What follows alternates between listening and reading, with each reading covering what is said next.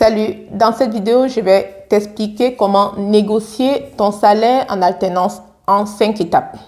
Donc, je t'invite, une fois de plus, à regarder cette vidéo jusqu'à la fin. Donc, l'alternance est fondée sur une phase théorique et une phase pratique. La formation en alternance permet de concilier à la fois le travail en entreprise et la formation théorique à l'université ou au centre de formation. Qu'il s'agisse d'un contrat d'apprentissage ou d'un contrat pro, négocier son salaire en alternance, c'est important non seulement pour vous, pour recevoir une paye à la hauteur de vos qualifications, mais aussi pour gagner en confiance. C'est pourquoi, en général, les recruteurs sont ouverts à ce qu'il y ait une négociation, même pour les contrats en alternance, parce qu'en tant qu'alternant, vous avez aussi quelque chose à apporter. Donc, en général, les candidats sont très frileux, ils se disent, ils veulent à tout prix avoir le poste. Et ils ne savent pas comment négocier, d'où l'objet de cette vidéo. La question, c'est de savoir comment négocier son salaire en alternance. Donc, je vais vous la présenter en 5 étapes. Négocier son salaire, c'est une des étapes cruciales lors d'un processus d'embauche, pour tous les processus d'embauche. C'est pourquoi, lors de l'entretien, le recruteur et puis vous-même, vous abordez la question des prétentions salariales, qui est une question importante. Voilà.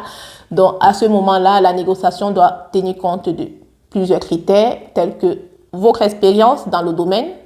Voilà, parce que l'expérience doit avoir un lien avec le poste.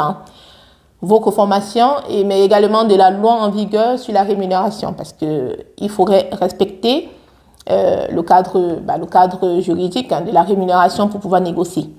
La première des choses que je vais te conseiller pour négocier, c'est de te préparer en amont de l'entretien. Donc, la préparation, c'est important. Donc, pour bien aborder la question du salaire ou de la rémunération, il faut être préparé parce que la préparation va te permettre d'apprêter tes arguments, tes réussites ou même tes succès pour être à l'aise le jour de l'entretien de recrutement ou de l'entretien d'embauche. Donc, c'est important de définir sa stratégie face à l'interlocuteur et puis déjà de savoir le recruteur ou la personne qui va mener l'entretien d'embauche. Est-ce que c'est le recruteur final? Est-ce que c'est le chef d'entreprise? Est-ce que c'est le manager? Parce qu'en fonction, c'est pas pareil. Si c'est un cabinet de recrutement ou l'entreprise, c'est pas pareil. Le but, c'est d'obtenir le maximum d'informations sur le recruteur pour être le plus armé possible. Je sais que moi, j'ai l'habitude quand j'ai un entretien d'embauche, d'aller sur LinkedIn, j'essaie de gratter le maximum d'informations sur le recruteur, voilà, juste pour être à l'aise, pour n'avoir pas de surprise désagréable, savoir avec qui je vais m'entretenir. Et la deuxième des choses à faire, c'est d'analyser le processus de recrutement.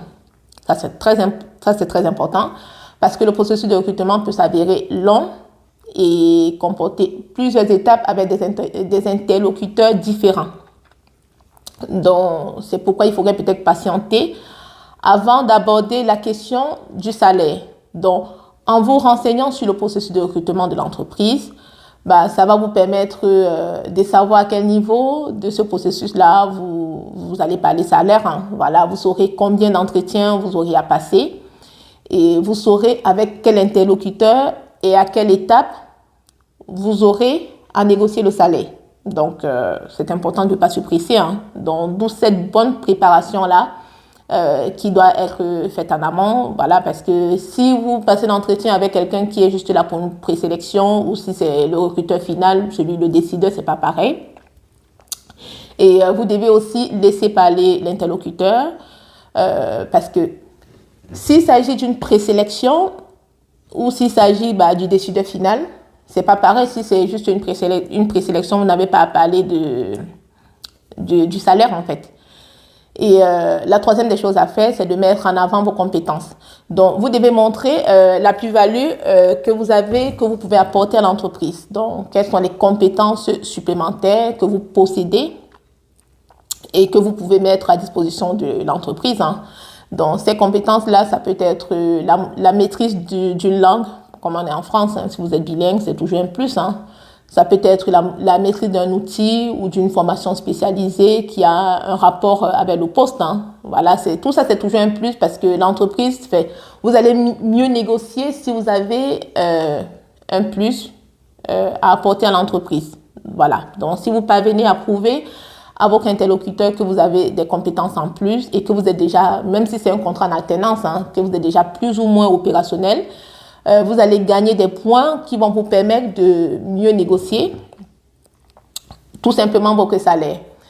La quatrième des choses à faire lors de cette négociation-là, c'est de ne pas dépasser les 10% de la rémunération initiale. Donc, la question, c'est de savoir déjà s'il y a une marge, il existe une marge de manœuvre lors de la négociation, parce que, idéalement, il faut partir du salaire souhaité, donc le salaire qui a peut-être sur l'offre, voilà, et de l'augmenter de 10% pour les contrats en alternance, et puis pour les CDI, vous pouvez aller jusqu'à 15% supplémentaires. Après, rien ne vous empêche d'aller jusqu'à 50%, ça reste une négociation. Voilà. C'est pourquoi, lorsque la question de la rémunération du salaire est abordée pendant l'entretien et que votre interlocuteur vous fait une proposition, vous devez essayer de respecter un cadre, en fait, ne pas aller au-delà des 10%, idéalement pour les alternants. Et enfin, il faut privilégier toujours une proposition en fourchette de salaire plutôt qu'un montant fixe qui peut être rejeté. Donc, vous pouvez dire, je ne sais pas, de 20 000 à 21 000 euros. Enfin, j'ai dit comme ça, de 30 à 32 000. Donc, ne restez pas sur des montants figés, en fait. Et la dernière des choses, la cinquième des choses à faire, c'est de tenter la négociation en nature. Parce que la négociation en nature, c'est une approche qui peut vous permettre d'augmenter votre pouvoir d'achat. Donc, c'est toujours un gain parce que du coup, les avantages en nature, ça peut être des chèques vacances, ça peut être des avantages divers. Et ce sera beaucoup plus accessible pour le recruteur. Voilà, parce que si vous avez même des chèques, des tickets resto, ça vous permet de faire vos courses. C'est toujours intéressant en fait. Donc, dans la négociation, essayez de gratter tout ce que vous pouvez gratter parce que ce qui est vrai, c'est que dans les entreprises, il y a des avantages en nature qui vont être plus accessibles pour le recruteur qu'un salaire élevé et qui va peut-être coincer au niveau de la rémunération. Voilà. Et dans tous les cas, pardon, autant pour moi, même lorsque vous avez une offre d'emploi avec un prix qui est déjà affiché, rien ne vous empêche de négocier. Parce que comme son nom l'indique, c'est une négociation, vous proposez, vous vendez, vous mettez tout ce que vous avez en avant, voilà. Mais par contre, vous devez tenter la négociation que si vraiment, parce que si vous êtes totalement bleu, vous êtes totalement débutant, ça ne sert à rien, mais si vous avez quelque chose à apporter, tentez la négociation, voilà. Parce que si vous avez des compétences, vous avez des expériences à faire valoir, vous n'avez rien à perdre de proposer une négociation. Voilà, parce que dans tous les cas, le recruteur ne va jamais vous proposer plus que ce qu'il a donné, parce que les entreprises ont un budget, voilà, par rapport au poste. Donc, si ce que vous demandez, c'est plus par rapport à ce qui a été budgétisé par l'entreprise n'ira pas au-delà, mais si ce que vous demandez rentre dans le budget de l'entreprise, oui, pourquoi pas, si vous vous vendez bien, oui, pourquoi pas, l'entreprise peut accéder à votre demande.